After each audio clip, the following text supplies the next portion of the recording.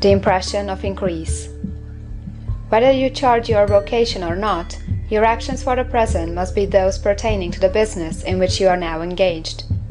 You can get into the business you want by making constructive use of the business you are already established in, by doing your daily work in a certain way. And in so far as your business consists in dealing with other men, whether personally or by letter, the key thought of all your efforts must be to convey their minds the impression of increase. Increase is what all men and all women are seeking. It is the urge of the formless intelligence within them, seeking fuller expression. The desire for increase is inherent in all nature. It is the fundamental impulse of the universe. All human activities are based on the desire for increase.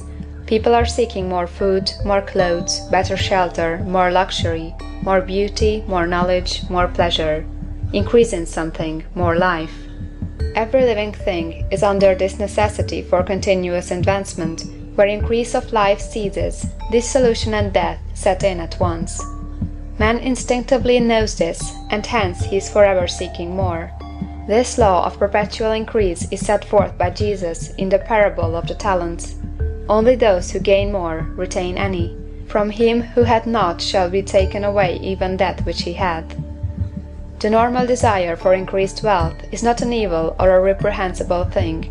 It is simply the desire for more abundant life. It is aspiration. And because it is the deepest instinct of their natures, all men and women are attracted to him who can give them more of the means of life. In following the certain way as described in the foregoing pages, you are getting continuous increase for yourself, and you are giving it to all with whom you deal. You are a creative center, from which increase is given off to all. Be sure of this, and convey assurance of the fact to every man, woman, and child with whom you come in contact. No matter how small the transaction, even if it be only the selling of a stick of candy to a little child, put into it the thought of increase, and make sure that the customer is impressed with the thought. Convey the impression of advancement with everything you do, so that all people shall receive the impression that you are an advancing man, and that you advance all who deal with you.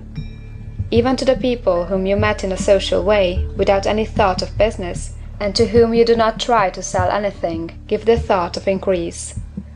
You can convey this impression by holding the unshakable faith that you, yourself, are in the way of increase, and by letting this faith aspire, fill, and permeate every action.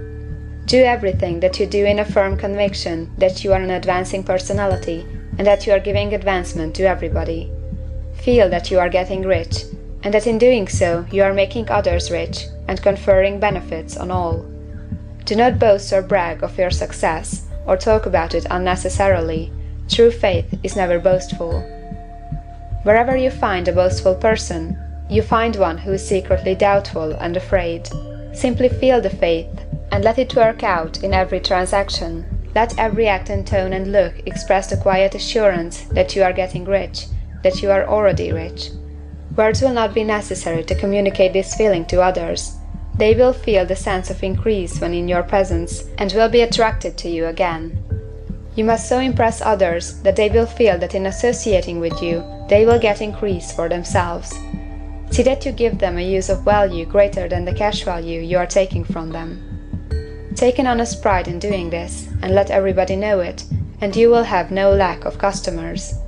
People will go where they are given increase, and the Supreme, which desires increase in all and which knows all, will move toward you men and women who have never heard of you. Your business will increase rapidly, and you will be surprised at the unexpected benefits which will come to you. You will be able from day to day to make larger combinations, secure greater advantages, and to go on into a more congenial vocation if you desire to do so. But in doing all this, you must never lose sight of your vision of what you want, or your faith and purpose to get what you want.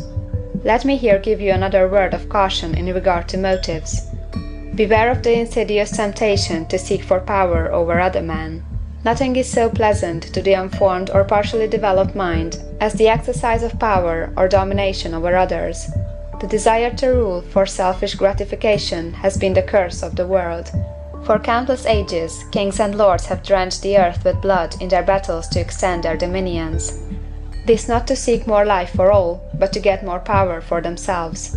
Today, the main motive in the business and industrial world is the same. Men marshal their armies of dollars, and lay waste the lives and hearts of millions in the same mad scramble for power over others. Commercial kings, like political kings, are inspired by the lust for power. Jesus saw in this desire for mastery the moving impulse of that evil world he sought to overthrow. Read the 23rd chapter of Matthew, and see how he pictures the lust of the Pharisees to be called master, to sit in the high places, to domineer over others, and to lay burdens on the backs of the less fortunate.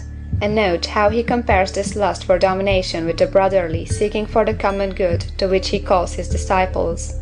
Look out for the temptation to seek for authority, to become a master, to be considered as one who is above the common herd, to impress others by lavish display, and so on.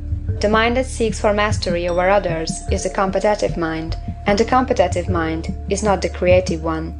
In order to master your environment and your destiny, it is not at all necessary that you should rule over your fellow men, and indeed, when you fall into the world's struggle for the high places, you begin to be conquered by fate and environment, and your getting rich becomes a matter of chance and speculation.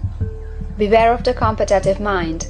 No better statement of the principle of creative action can be formulated than the favorite declaration of the late Golden Rule Jones of Toledo: "What I want for myself, I want for everybody."